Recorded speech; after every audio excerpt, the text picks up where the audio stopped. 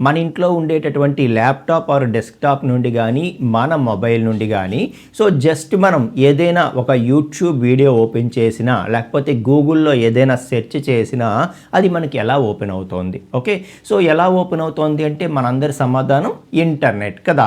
So అసలు internet ద్వారా మనకి ఎక్కడో యూఎస్ఏలో ఒక సర్వర్ సిస్టంలో ఉండేటటువంటి డేటా ఓకే ఒక వీడియో కానీ లేకపోతే ఒక వెబ్ పేజ్ కానీ అది మన వరకు మన ఇంట్లో ఉండేటటువంటి మన మొబైల్కి కానీ మన డెస్క్టాప్కి కానీ మన ల్యాప్టాప్కి కానీ ఎలా రీచ్ అవుతుంది. ఓకే, సో అంటే అసలు ఇంటర్నెట్ అనేది ఎలా వర్క్ అవుతుంది అనేది చాలా క్లియర్గా ఈ వీడియోలో తెలుసుకుందాం. అలాగే వైఫై ఎలా వర్క్ అవుతుంది, అలాగే మనకి ఏదైతే డైలీ లిమిట్స్ ఉంటాయో 1 GB 1.5 GB అది ఎలా క్యాలిక్యులేట్ చేస్తారు, ఇలాంటి డీటెయిల్స్ అన్నీ కూడా ఈ వీడియోలో చాలా క్లియర్గా మాట్లాడతాను. ఓకే, ఇది కంప్యూటర్ సైన్స్ రిలేటెడ్గా ఉండేటటువంటి ప్రతి ఒక్కరికి కూడా ఐటీ జాబ్ చేసే ప్రతి ఒక్కరికి కూడా ఈ నాలెడ్జ్ అనేది అవసరం. సో చాలామందికి తెలిసే ఉంటుంది, కాకపోతే ప్రతి ఒక్కరికి తెలియాలి. స్టిల్ ఎవరికైనా ఇది తెలియకపోతే యూజ్ అవుతుంది అని చెప్పి నేను చేస్తున్నాను.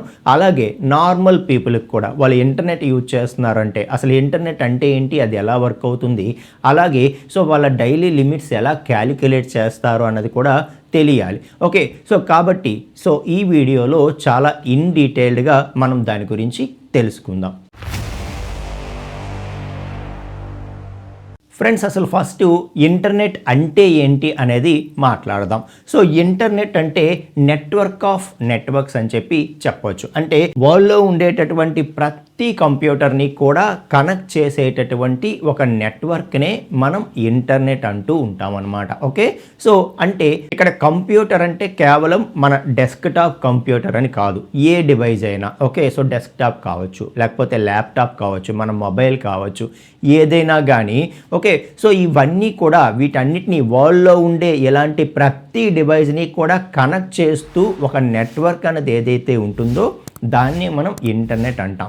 సో నెట్వర్క్ ఆఫ్ నెట్వర్క్స్ అనమాట. ఓకే, సో మరి ఎలాంటి ఒక నెట్వర్క్ ఆఫ్ నెట్వర్క్, సరే మనకి ఇంటర్నెట్ కనెక్షన్ మనం పెట్టుకుంటే మన కంప్యూటర్ ఆర్ మన మొబైల్ అనేది వరల్డ్లో ఉండే ప్రతి సిస్టమ్తో కనెక్ట్ అవుతుంది, ఫైన్. ఓకే, సో ఇప్పుడు ఎక్కడో యూఎస్ఏలో ఉండేటటువంటి ఏదైనా ఒక వీడియో కానీ ఒక వెబ్ పేజ్ కానీ మన వరకు ఎలా రీచ్ అవుతుంది. సో మన నుండి డైరెక్ట్ కనెక్షన్ వాళ్ళకి లేదు కదా, కేబుల్ కనెక్షన్ ఇక్కడ నుండి వాళ్ళ సర్వర్ సిస్టమ్కి లేదు కదా, ఇది ఎలా వర్క్ అవుతుంది అని చెప్పి మనం మాట్లాడితే సో ఫస్ట్ మనం ఏం చేస్తాము, మన ఇంట్లో ఒక రౌటర్ ఉంటుంది. ఓకే, ఆ రౌటర్కి మనం పెట్టినటువంటి రిక్వెస్ట్ అనేది వెళ్తుంది. ఒక యూట్యూబ్ వీడియో ఓపెన్ చేయమంటాం, లేదు అంటే google.com అని టైప్ చేస్తాం, amazon.in అని ఓపెన్ చేస్తాం, flipkart.com అని ఓపెన్ చేస్తాం.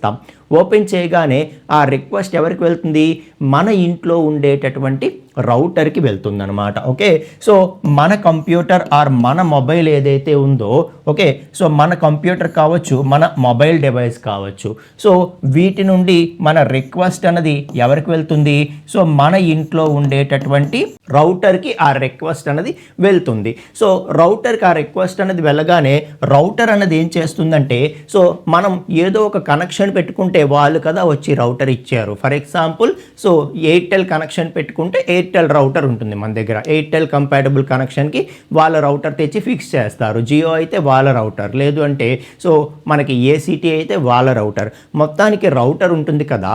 సో ఈ రౌటర్ అన్నది ఎవరైతే ప్రొవైడ్ చేశారో వాళ్ళని ఏమంటామంటే ఇంటర్నెట్ సర్వీస్ ప్రొవైడర్స్ అంటాం, ఐఎస్పి అంటాం షార్ట్కట్లో. ఓకే, సో ఆ ఐఎస్పి ఎవరైతే ఉన్నారో ఇంటర్నెట్ సర్వీస్ ప్రొవైడర్, మనకి మనం ఎవరి దగ్గర అయితే ఇంటర్నెట్ కనెక్షన్ పెట్టించుకున్నామో వాళ్ళని ఏమంటారు, ఐఎస్పి ఇంటర్నెట్ సర్వీస్ ప్రొవైడర్స్ అంటారు. సో ఆ ఇంటర్నెట్ సర్వీస్ ప్రొవైడర్స్కి మన నుండి రిక్వెస్ట్ అనేది వెళ్తుందన్నమాట.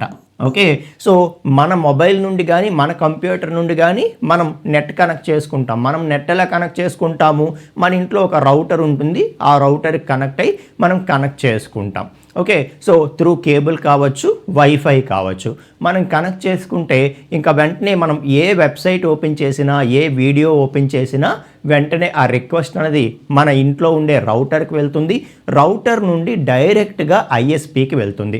ఐఎస్పికి ఎలా వెళ్తుంది, మన రౌటర్కి ఒక కేబుల్ కనెక్షన్ అనేది ఉంటుంది కదా, ఆ కేబుల్ ద్వారా ఐఎస్పి వరకు రీచ్ అవుతుంది అన్నమాట. ఓకే, సో ఫర్ ఎగ్జాంపుల్ మనది ఎయిర్టెల్ ఇంటర్నెట్ అనుకోండి, ఆ ఎయిర్టెల్ ఏదైతే ఉందో ఆ ఐఎస్పి వాళ్ళకి మన రిక్వెస్ట్ అనేది వెళ్తుందనమాట.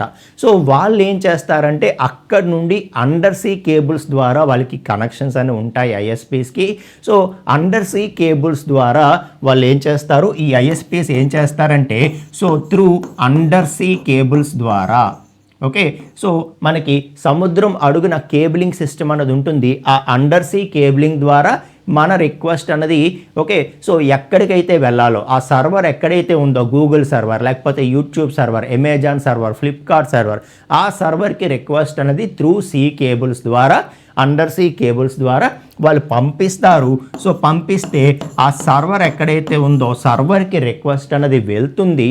సో వెళ్ళి అక్కడ నుండి తిరిగి మనం ఏదైతే వీడియో అడిగామో లేకపోతే ఒక వెబ్ పేజ్ అడిగామో అది తిరిగి మన ఐఎస్పికి వస్తే ఐఎస్పి ఏమో మన రౌటర్కి పంపిస్తే రౌటర్ ఏమో మన డివైస్కి తిరిగి పంపిస్తే దాన్ని మనం మన డివైస్లో చూడగలుగుతున్నాం అనమాట. ఓకే, సో మ్యాక్సిమం 90% మనకి ఇంటర్నెట్ అంతా రన్ అయ్యేది ఈ అండర్ సీ కేబుల్స్ ద్వారానే. అందుకే ఇప్పుడు వార్ వస్తే చాలా ప్రాబ్లం అయిపోతుంది ఇంటర్నెట్ అని చెప్పి చెప్తున్నారు. సో జీరో అయిపోదు, కానీ so majority of the internet అన్నది అండర్ సీ కేబుల్ ద్వారానే కమ్యూనికేషన్ జరుగుతూ ఉంటుంది. కాబట్టి సో అండర్ సీ కేబుల్స్ ఏవైనా కనుక ఇబ్బంది అయితే సో చాలా వరకు ఇంటర్నెట్ అనేది స్లో అయిపోతుంది. ఇంకా సో మిగతాది అండర్ సీ కేబులింగ్ కాకుండా శాటిలైట్ అనేది ఎక్కడో ఓకే, సో ఎక్కడో రూరల్ ఏరియాస్లో ఇంకా అక్కడ కనెక్షన్ అనేది ఇవ్వలేరు అనే సందర్భాల్లో శాటిలైట్ కమ్యూనికేషన్ కానీ లేకపోతే ఆల్మోస్ట్ ఈ అండర్ సీ కేబులింగ్ ద్వారానే కమ్యూనికేషన్ అంతా కూడా జరుగుతూ ఉంటుంది. ఆ విధంగా మనం ఏం ఓపెన్ చేసినా మన ఇంట్లో రౌటర్కి అక్కడ నుండి ఐఎస్పికి, అక్కడ నుండి సో ఐఎస్పి నుండి అండర్ సీ కేబుల్స్ ద్వారా కరస్పాండింగ్ సర్వర్కి రిక్వెస్ట్ వెళ్ళడం, మళ్ళీ తిరిగి అదే పాత్లో మన డివైస్ వరకు మనకి రెస్పాన్స్ వస్తే మనం ఆ వీడియోనో లేకపోతే ఆ యొక్క వెబ్ పేజ్నో మనం చూడగలుగుతున్నాము అని చెప్పి చెప్తున్నానమాట. ఇక మనకి వైఫై ఎలా వర్క్ అవుతుంది అనేది మనం మాట్లాడితే ఏదైతే మనం మన ఇంట్లో ఉండే రౌటర్కి మన డివైస్ ద్వారా వైఫై ద్వారా కనెక్ట్ అవుతూ ఉంటాం కదా, అయితే అది ఎలా పాస్ చేస్తుంది, మనకి ఏదైనా సరే కమ్యూనికేషన్ డేటా అనేది ఎలా పాస్ అవుతుంది అంటే సో మన రౌటర్కి కేబుల్ కనెక్షన్ అనేది ఉంటుంది. మనం ఈ రౌటర్కి వైఫైలో కనెక్ట్ అయినా సో రౌటర్కి బయట నుండి కేబుల్ వస్తుంది, కేబుల్ ద్వారానే కమ్యూనికేషన్ అనేది జరుగుతూ ఉంటుంది. ఓకే, సో ఏదైతే కేబుల్ ద్వారా ఇది ఇంటర్నెట్కి మన రౌటర్ అనేది కనెక్ట్ అయ్యిందో ఇంకా ఆ కనెక్షన్ని అది సిగ్నల్స్గా కన్వర్ట్ చేస్తుంది అనమాట. సో మన రౌటర్ అనేది సిగ్నల్స్గా కన్వర్ట్ చేస్తుంది. ఆ సిగ్నల్స్నే మన యొక్క సో మన డెస్క్టాప్స్ కానీ ల్యాప్టాప్స్ కానీ మొబైల్స్ కానీ ఆ యొక్క సిగ్నల్స్కి కనెక్ట్ అయ్యి వైఫై ద్వారా దానికి కనెక్ట్ అయ్యి మనకి కావలసినటువంటి యాక్షన్ అనేది మనం చేసుకోగలుగుతున్నామని చెప్పి చెప్పొచ్చు. ఇక అసలు కమ్యూనికేషన్ ఎలా జరుగుతూ ఉంటుంది, ఇక్కడ నుండి రెస్పాన్స్ అనేది ఎలా వస్తూ ఉంటుందంటే అంత పెద్ద వీడియోగానే వచ్చేస్తుందా, ఎక్కడో ఉండేటటువంటి సర్వర్ నుండి మన డివైస్కి అంత పెద్ద వీడియోగానే వచ్చేస్తుందా అంటే అలా కాదు. అదేమవుతుందంటే సో చిన్న ప్యాకెట్స్ కిందకి డివైడ్ అవుతుంది అనమాట. ఓకే, సో మన వీడియో కానీ ఆడియో కానీ లేకపోతే ఒక వెబ్సైట్ కానీ ఏదైనా కానీ సర్వర్ నుండి ఎక్కడో ఉండే అమెరికా యుఎస్ఏలో ఉండేటటువంటి ఒక సర్వర్ నుండి మన వరకు రీచ్ అవుతోంది అంటే అది ఏం జరుగుతుంది ఇంటర్నల్గా సో చిన్న ప్యాకెట్స్ కిందకి డివైడ్ చేసేస్తుంది. ఆ ప్యాకెట్స్ డిఫరెంట్ రూట్స్లో ట్రావెల్ చేస్తాయి, అన్నీ కూడా సేమ్ రూట్లోనే ట్రావెల్ చేయవు. సో డిఫరెంట్ రూట్స్లో ట్రావెల్ చేస్తూ మన యొక్క ఐఎస్పికి రీచ్ అవుతాయి. సో అక్కడ నుండి మనకి రీచ్ అవుతాయి. ఓకే, సో ఆ చిన్న ప్యాకెట్స్గా డివైడ్ చేసి అది ట్రాన్స్ఫర్ చేస్తూ ఉంటుంది. మళ్ళీ తిరిగి ఆ ప్యాకెట్స్ అన్నీ కూడా ఇక్కడికి వచ్చినప్పుడు మళ్ళీ తిరిగి కంబైన్ అయి ఒక వీడియో లాగా తయారై మనం దాన్ని చూడగలుగుతాం. అలాగే ఒక వెబ్ పేజ్గా తయారై దాన్ని మనం చూడగలుగుతాం. ఓకే, సో అలా చిన్న ప్యాకెట్స్గా డివైడ్ అయిపోయి మనకి డేటా అన్నది కమ్యూనికేట్ అవుతూ ఉంటుంది, ట్రాన్స్ఫర్ అవుతూ ఉంటుంది అటు ఇటు. ఓకేనా, రైట్. సో అయితే మరి మనం ఎంత ఇంటర్నెట్ వాడాము అనేది ఎలా క్యాలిక్యులేట్ చేస్తారు? మనకి డైలీ మనం రీఛార్జ్ చేసుకునే బట్టి 1 GB అనో 1.5 GB 2 GB 2.5 GB లేదు అంటే మనం ఏదైతే బ్రాడ్బ్యాండ్ కనెక్షన్ పెట్టుకుంటే అన్లిమిటెడ్, మొత్తానికి ఏదైనా సరే మనం ఎంత యూసేజ్ చేసాము అన్నది మన యూసేజ్ ఎలా క్యాలిక్యులేట్ చేస్తారంటే సో జనరల్గా ఇక్కడ అంతా కూడా ఎలా ఉంటుందంటే మనకి మీ అందరికీ తెలుసు కేబీసు, ఎంబీసు, జీబీసు, టీబీసు ఇలా మాట్లాడుతూ ఉంటాం కదా. సో జనరల్గా మనకి 1 బైట్ అంటే ఎంతో తెలుసా 8 బిట్స్ అనమాట. So 8 bits. సో 8 బిట్స్ ఇంకా కమ్యూనికేషన్ అంతా కూడా కంప్యూటర్కి అర్థమయ్యేది వన్స్ అండ్ జీరోసే కదా. ఓకే, సో ఈ వన్స్ అండ్ జీరోస్ 8 బిట్స్ కలిపితే ఒక బైట్ అంటాము. అలాంటివి 1024 బైట్స్ కలిపితే 1 KB 1 కిలోబైట్ అంటాము. ఓకే, సో ఇలాంటి కిలోబైట్స్ 1024 కిలోబైట్స్ కలిపితే 1 MB అంటాము. ఓకే, సో అలాగే ఇలాంటి ఎంబీస్ 1024 ఎంబీస్ కలిపితే 1 GB అంటాము. అలాగే సో 1024 ఇలాంటి జీబీలు కలిపితే 1 TB అంటాం, టెరాబైట్ అంటాం. అర్థమవుతుందా? సో ఇలా మనకి ఈ యొక్క ప్యాకెట్స్ తాలూకా సైజ్ అన్నది క్యాలిక్యులేట్ చేస్తూ ఉంటారనమాట. ఈ విధంగా మనం జనరల్గా వీడియోస్కి కానీ ఆడియోస్కి కానీ వాటి యొక్క సైజెస్ అనేవి క్యాలిక్యులేట్ చేస్తూ ఉంటాం. సో ఇక మన ఇంటర్నెట్ యూసేజ్ అనేది ఎలా క్యాలిక్యులేట్ అవుతుంది అంటే, సో అది మనకి బోత్ అప్లోడ్ ప్లస్ డౌన్లోడ్ రెండింటినీ కూడా క్యాలిక్యులేట్ చేస్తుందన్నమాట. Okay, so both upload and download రెండు కలిపి మనం ఎంత యూసేజ్ చేసాము అన్నది క్యాలిక్యులేట్ చేస్తుంది. ఓకే, సో ఫర్ ఎగ్జాంపుల్ మనము ఫేస్బుక్ ఓపెన్ చేసాం. సో ఫేస్బుక్ ఓపెన్ చేసి మన యొక్క వీడియో ఒకటి అప్లోడ్ చేసాం. ఓకే, సో పోస్ట్ చేసాం అక్కడ. సో అంటే ఏమవుతుంది, మన డివైజ్లో ఉండేటటువంటి ఒక వీడియో అక్కడ ఇంటర్నెట్లోకి అప్లోడ్ అవుతుంది. అప్లోడ్ అయ్యి మన యొక్క ప్రొఫైల్లో అది కనిపించాలి. ఓకే, సో లేకపోతే మన ఇన్స్టాగ్రామ్లో అది అప్లోడ్ అవ్వాలి. సో దాన్ని ఏమంటాం, అప్లోడ్ అంటాం. అంటే మన దగ్గర ఉండేటటువంటి కంటెంట్ని మనం ఇంటర్నెట్లోకి లోడ్ చేయడం అనేది ఏదైతే ఉందో దాన్ని అప్లోడ్ అంటాం అనమాట. సో మనం ఏదైనా ఒక నార్మల్ టెక్స్ట్ పోస్ట్ పెట్టినా కూడా దానికి కూడా ఎంతో కొంత సైజ్ అన్నది క్యాలిక్యులేట్ అవుతుంది. అలాగే ఒక వీడియోకి, అలాగే ఒక ఆడియోకి. సో దాని యొక్క సైజ్ ఎంతైతే ఉంటుందో అది క్యాలిక్యులేట్ చేసుకుంటుంది. దానితో పాటు మనం చాలా వీడియోస్ చూస్తాం కదా, అలాగే చాలా వెబ్సైట్స్ చూస్తాం కదా, అవన్నీ కూడా ఓకే, సో దేని కిందకి వస్తాయి అంటే డౌన్లోడ్ కిందకి వస్తాయి అన్నమాట. యూట్యూబ్లో ఏదైనా ఒక వీడియో ఓపెన్ చేసాము, సో అది చూస్తున్నాము అంటే మనం డౌన్లోడ్ చేసుకుంటున్నట్టు అర్థం. ఒక వెబ్సైట్ ఏదైనా చూస్తున్నాము అంటే దాన్ని డౌన్లోడ్ చేసుకుంటున్నట్టు అర్థం. ఓకే, సో ఆ వీడియో అనేది మన దగ్గరకు వచ్చి ప్లే అవుతుంది అంటే అది మన సిస్టమ్ వరకు డౌన్లోడ్ అయ్యి దాన్ని మనం చూడగలుగుతున్నాం. సో డౌన్లోడ్ అంటే మన డివైజ్లో స్టోర్ చేయడం అనే కాదు, మనం ఆన్లైన్లో చూసినా కూడా అది కూడా డౌన్లోడ్ కిందకే వస్తుందన్నమాట. ఓకే, సో కాబట్టి ఇంకా ఒక వీడియో చూసినా, ఒక వెబ్సైట్ చూసినా, ఒక ఆడియో విన్నా, ఏమైనా సరే దాని యొక్క సైజ్ ఎంత ఉంది అనే దాన్ని బేస్ చేసుకొని ఆ డౌన్లోడ్ అన్నది క్యాలిక్యులేట్ అవుతూ ఉంటుంది యూసేజ్. ఓకే, సో అందుకే మీరు ఏదైనా వీడియోస్ చూసేటప్పుడు, ఫర్ ఎగ్జాంపుల్ యూట్యూబ్లో ఏదైనా వీడియోస్ చూసేటప్పుడు కింద సెట్టింగ్స్లో మీరు ఆ యొక్క క్వాలిటీ అనేది సైజ్ తగ్గించుకున్నారనుకోండి, ఆటోమేటిక్గా మీకు ఇంటర్నెట్ యూసేజ్ కూడా తగ్గిపోతుంది. ఓకే, సో 1080p బదులు మీరు 720pనో లేకపోతే 360pనో పెట్టుకున్నారనుకోండి, లేకపోతే 480pనో పెట్టుకున్నారనుకోండి, అప్పుడు ఏమవుతుందంటే మనమే సైజ్ తగ్గించి చూపించు అని చెప్తున్నాం. మొబైల్లో అయితే మనకు అది సరిపోతుంది. ఓకే, సో అలాంటప్పుడు ఏమవుతుందంటే అంత ఒరిజినల్ సైజ్ ఉండేటటువంటి 1 GB ఫైల్ కూడా మనకి ఆటోమేటిక్గా ఏ 300 MBకో 400 MBకో పడిపోతుంది. అప్పుడు క్వాలిటీ తగ్గినా కూడా మన చిన్న మొబైల్ లాంటి డివైజెస్లో మనకి ఇబ్బంది ఏం లేకుండా మనం దాన్ని చూడగలుగుతాము. యూసేజ్ కూడా దానికి తగ్గట్టుగానే క్యాలిక్యులేట్ అవుతుంది.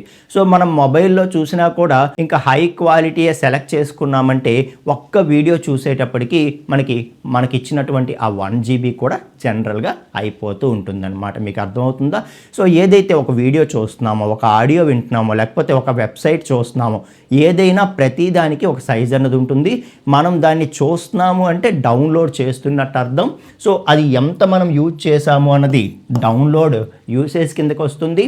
అలాగే మనం ఏదైనా ఒక పోస్ట్ పెట్టినా, ఒక వీడియో పెట్టినా, ఒక ఆడియో అప్లోడ్ చేసినా, ఏం చేసినా అది మనకి అప్లోడ్ కిందకి వస్తుందన్నమాట. సో ఈ అప్లోడ్, డౌన్లోడ్ ఇవన్నీ కలిపి మన టోటల్ యూసేజ్ కిందకి వస్తుంది. ఆ టోటల్ యూసేజ్ అన్నది వాళ్ళు ఏదైతే 1 GBయో 2 GBయో డైలీ లిమిట్ ఇస్తారో మన మొబైల్ నెట్వర్క్ వాళ్ళు, ఓకే, సో దానికి తగ్గట్టుగా ఇంకా అది అయిపోగానే మనకి స్లో అయిపోవడం జరుగుతూ ఉంటుందన్నమాట. ఓకే, సో మన యూసేజ్ అయిపోయింది అని చెప్పి ఇంకా వెరీ స్లో అయిపోతుంది కదా ఇంటర్నెట్ అలా. సో అదే మనం ఏదైనా బ్రాడ్బ్యాండ్ లాంటి కనెక్షన్ అయితే మనకేమి స్లో అయిపోదు. ఓకే, సో కాకపోతే మన యూసేజ్ హిస్టరీ మనం చూసుకోవచ్చు. అన్లిమిటెడ్ కనెక్షన్ అయితే ఏమి ఇబ్బంది లేదు. సో ఏదైనా లిమిటెడ్ కనెక్షన్ మనం తీసుకున్నట్లయితే మళ్ళీ మనం యూసేజ్ హిస్టరీ చూసుకుంటూ మనం కంట్రోల్ చేసుకుంటూ యూజ్ చేసుకోవాల్సి ఉంటుందన్నమాట. ఓకే, సో ఈ విధంగా మనకి ఇంటర్నెట్ యూసేజ్ అనేది క్యాలిక్యులేట్ అవుతుంది. ఓన్లీ డౌన్లోడ్ మాత్రమే కాదు, అప్లోడ్ కూడా కలిపి, అప్లోడ్ ప్లస్ డౌన్లోడ్ రెండింటినీ కలిపి క్యాలిక్యులేట్ చేస్తుంది అని చెప్తున్నాను. సో ఏదైనా సరే మనం ఇంటర్నెట్లో ఏం రిక్వెస్ట్ చేసినా త్రూ ఐఎస్పి ద్వారా, మన రౌటర్ ద్వారా ఐఎస్పికి, ఐఎస్పి ద్వారా త్రూ అండర్ సీ కేబుల్స్ ద్వారా కరస్పాండింగ్ సర్వర్కి వెళ్ళి సేమ్ మనకి అలాగే బ్యాక్కి రెస్పాన్స్ అనేది మన డివైస్కి వస్తే మన డివైస్లో మనం దాన్ని చూడగలుగుతున్నాం. ఓకే, సో ఇంకా ఆ ఫైల్ యొక్క సైజు, వీడియో, ఆడియో లేకపోతే టెక్స్ట్ ఏదైనా, ఒక వెబ్ పేజ్ ఏదైనా దానికి ఒక సైజు ఉంటుంది.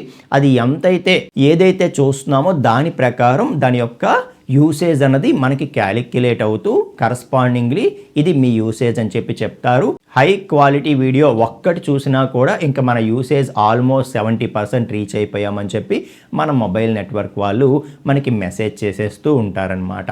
అర్థమవుతుందా? సో ఈ విధంగా ఇంటర్నెట్ అనేది వర్క్ అవుతుంది ఫ్రెండ్స్. ఓకే, సో ఇది ప్రతి ఒక్కరికి కూడా ఒక కంప్యూటర్ సైన్స్కి సంబంధించి ఒక జనరల్ నాలెడ్జ్ లాగా ప్రతి ఒక్కరికి కూడా తెలియాల్సినటువంటిది అనమాట. సో మీకు ఈ వీడియో ద్వారా ఏమైనా నాలెడ్జ్ వచ్చింది, ఇది యూజ్ అయ్యింది అనుకుంటే వీడియోకి ఒక్క లైక్ చేయండి. ఇలాంటి కంటెంట్ మన దాంట్లో ప్రతిరోజు ఒక వీడియో వస్తూనే ఉంది. ఫాలో అవ్వండి, రీసెంట్ వీడియోస్ అని చూడండి. మీకు యూస్ఫుల్ అవుతుంది అనిపిస్తే వెంటనే మన ఛానల్ని సబ్స్క్రైబ్ చేసి పెట్టుకోండి. సో నెక్స్ట్ వీడియోలో మనం ఇంకొక టాపిక్తో కలుసుకుందాం. థ్యాంక్ యూ సో మచ్ అండి.